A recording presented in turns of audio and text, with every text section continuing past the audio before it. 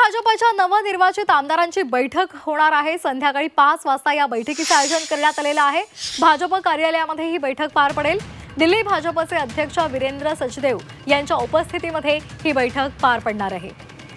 दिल्लीमध्ये भाजपला ऐतिहासिक विजय मिळवलेला आहे आणि त्यामुळे नवनिर्वाचित आमदारांची बैठक आयोजित करण्यात आली आहे।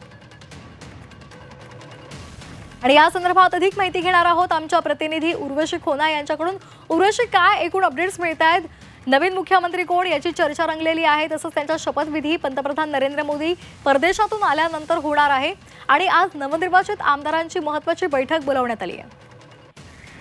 काल संध्याकाळीच आपण बघितलेलं भाजप मुख्यालयात जेव्हा पंतप्रधान नरेंद्र मोदी होते तेव्हा एक मीटिंग झालेली पंतप्रधान नरेंद्र मोदी, जे.पी. नड्डा आणि अमित शाह यांच्यात तिथे नवीन सरकारची स्थापना कशी होणार, कोण असेल आणि शपथविधी सोहळ्याबाबत चर्चा झाली। त्याच्यानंतर हे डिसाईड केलं गेलं की पंतप्रधान नरेंद्र मोदी परदेश दौऱ्यानंतर दिल्लीत नवीन सरकार जे आहे येण्याची शक्यता आहे, तेव्हा शपथविधी सोहळा होणार।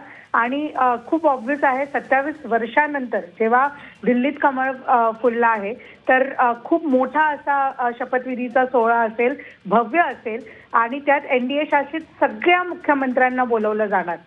इतकंच नव्हे तर कारण की इतक्या मोठ्यानंतर इतकी मोठी विक्ट्री होती तर त्याला घेऊनच सगळी मीटिंग्स आफ्टर मीटिंग्स चाललेत। सध्या आपण बघतोय तर 11 वाजता जे आहे आजच अमित शाह, जे.पी. नड्डा त्या सगळ्यांमध्ये पुढे अजून स्थापनाबाबत चर्चा झाली आहे।